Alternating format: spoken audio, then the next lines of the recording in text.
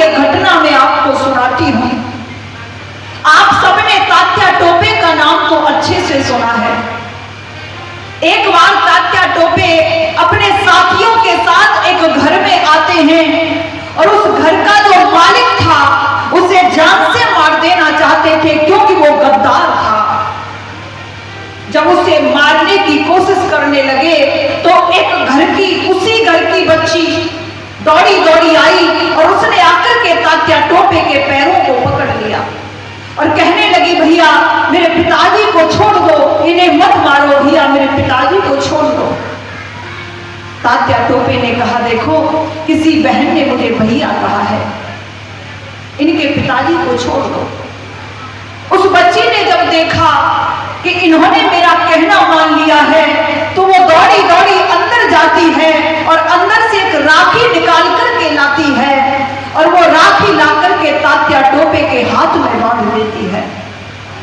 तात्या टोपे कहते हैं, बहन हमारे यहाँ परंपरा है कि जब कोई बहन भाई के राखी बांधती है तो भाई उसे कुछ न कुछ देता है, लेकिन मैं तुझे क्या दूं, मेरे पास कुछ नहीं है। ऐसा कह रहे थे तात्या टोपे कि पुलिस की गाड़ियों की आवाज आने लगी। तात्या टोपे कहते हैं, अब तो मैं जा रहा हूं, लेकिन कभी अवसर मिला तो तुम्हारा ये राखी का कर्जा मैं चुकाऊंगा। ऐसा कहकर अपने साथियों के साथ तात्या टोपे वहां से भाग जाते हैं। उन दिनों अंग्रेजों को इतना दुखी कर दिया था तात्या टोपे ने, और झांसी के अंदर उधर महारानी लक्ष्मीबाई ने अंग्रेजों की नाक में दम कर दिया था।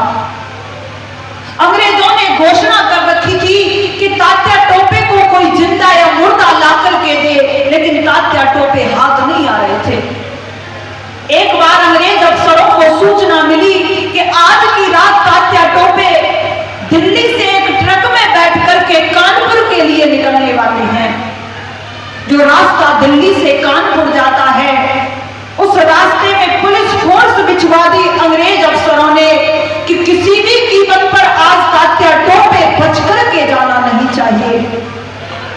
रात्रि का समय जब हुआ, पुलिस फोर्स बिछी हुई है, तात्या टोपे के ट्रक का इंतजार किया जाने लगा। देखा कि ये वही ट्रक है, वही नंबर है, वही पहचान है। पुलिस के लोगों ने दूर से गोलियां बरसानी शुरू कर दी। ट्रक का जो चालक था, जिसे ट्रक संभालना था, वो घबरा गया, वो ट्रक न संभाल सका और ट्रक एक गहरी खाई की तरफ मुड़ जाता है। गहरी खाई में गिरने ही वाला था कि एक विशाल वृक्ष ट्रक के सामने आ गया। ट्रक उससे टकराया, वहीं की वहीं रुक गया। उस ट्रक में से निकलकर एक काली छाया जंगल की तरफ दौड़ गई, पर वो किसी को दिखाई नहीं दी। अंग्रेज पुलिस के व्यक्ति दौड़े दौड़े जब ट्रक के पास आए तो देखा कि ट्रक में कई व्यक्ति हैं जो घायल हो गए हैं, कराह रहे हैं। उन्हें एक एक करके निकाला तो उनमें तात्या टोपे नहीं थे, तात्या टोपे के साथी थे।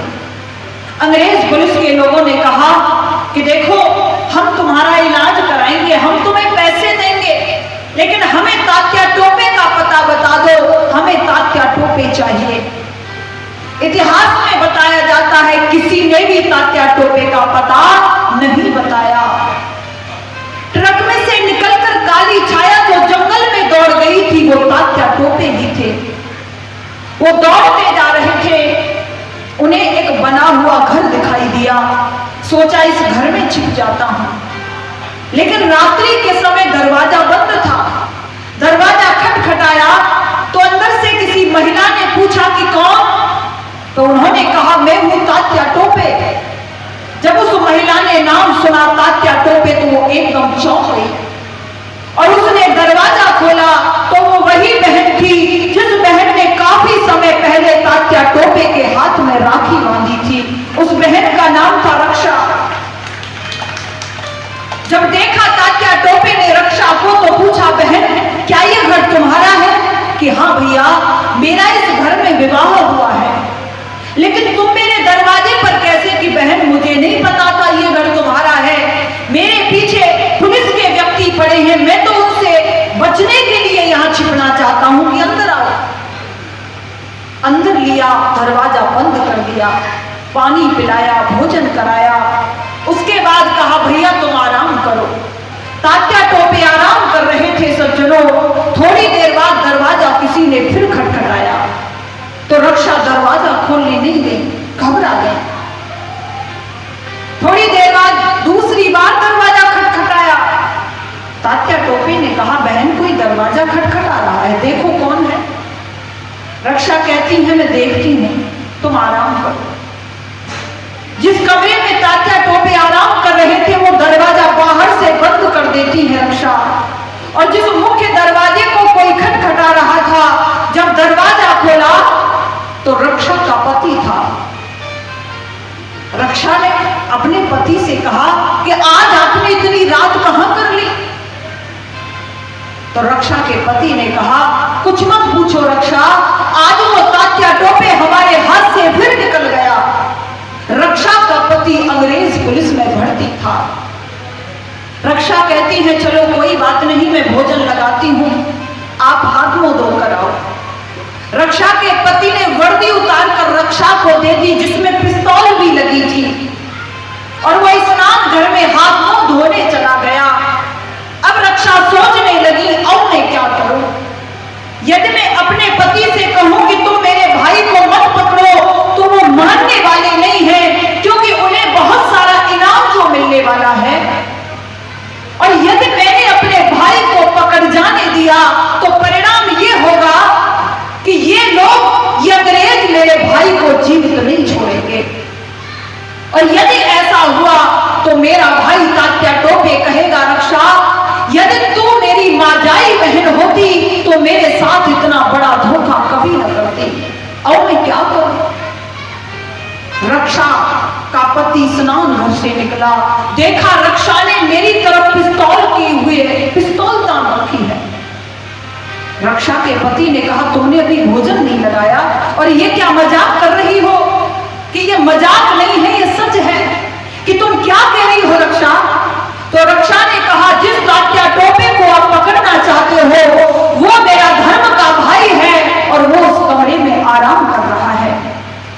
रक्षा के पति को विश्वास नहीं हुआ, वो चाहता था कि मैं दौड़कर तात्या टोपे को पकड़ लूं।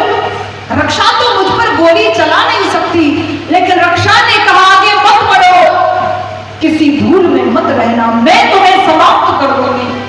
रक्षा के पति ने कहा रक्षा क्या तुम मुझे मार दोगी। तो रक्षा ने कहा कि हाँ। और रक्षा उस समय कहती है तेरे दिल में देश धर्म हित लेश मात्र भी प्यार नहीं, तुझको साजन इस दुनिया में जीने का अधिकार नहीं। तुम भारत की भूमि पर वजन हो और मेरा भाई देशभक्त है। यदि दोनों में से एक को मिटना ही है ना तो मेरा भाई नहीं मिटेगा, तुम्हें मिटना पड़ेगा, क्योंकि तुम देशद्रोही हो, तुम गद्दार हो और तुम्हें जीवित रहने का कोई अधिकार नहीं है। और कहने लगी है रक्षा कवि के शब्दों में और क्या तेरे दिल में धर्म को मात भी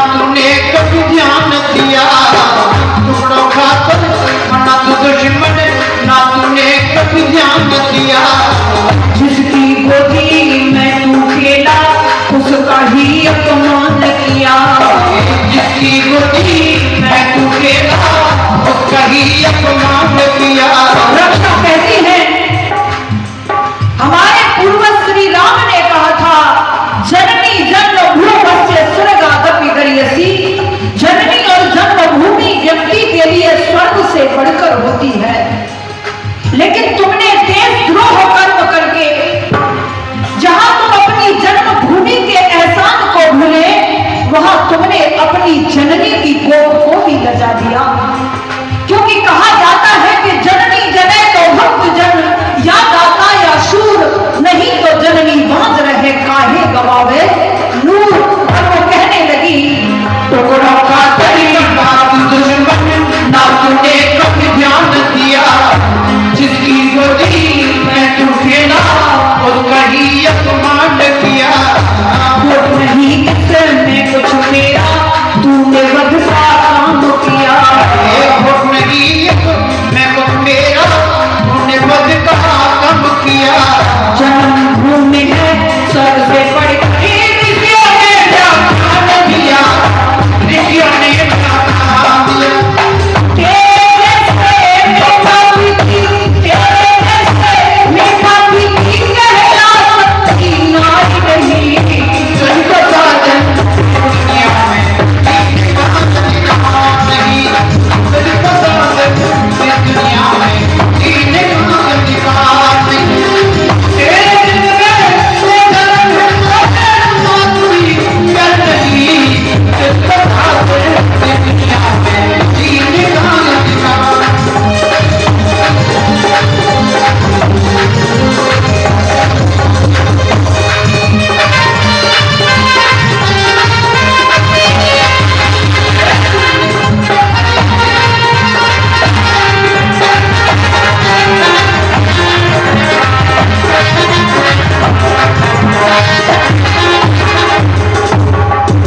निर्जन धाए धाए बलती गोली, मेरे वतन का नूर गया।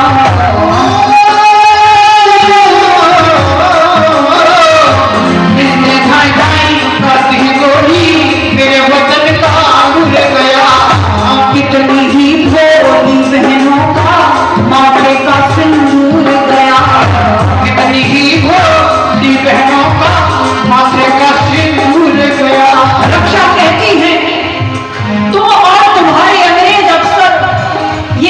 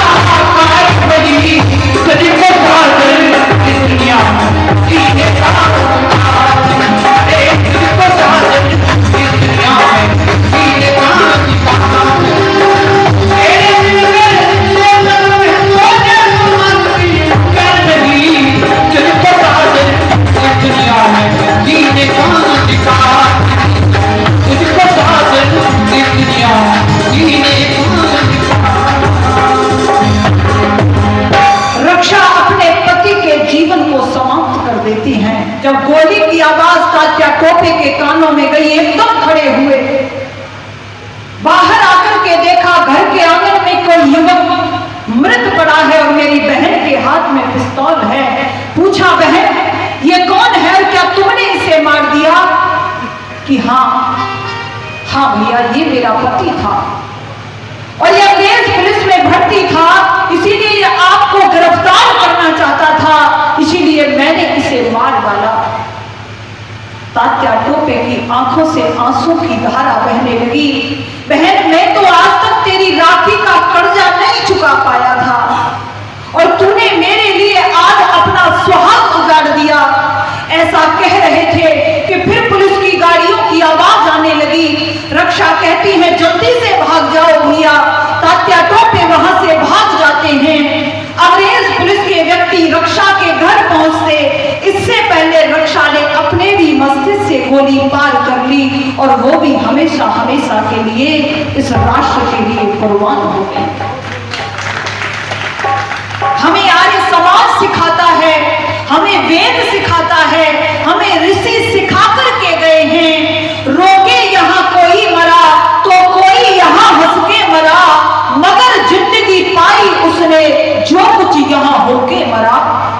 जी उठा मरने से वो जिसकी प्रभु पर थी नजर, जिसने दुनिया को ही पाया वो सब कुछ खोके मरा। हमारे ऋषियों ने कहा, हमारे विद्वानों ने कहा कि ईश्वर भक्ति, राष्ट्र भक्ति, मातृ पितृ भक्ति यदि कोई नहीं कर सकता तो ऐसा व्यक्ति, उसका जीवन पशुवत है। वो इस भारत की भूमि पर वजन है, भार है, वो पशु ही कहलाने का अधिकारी है। आइए इन्हीं शब्दों के साथ में समय हो चुका है। आप सभी का बहुत बहुत धन्यवाद। इत्योम शब्द।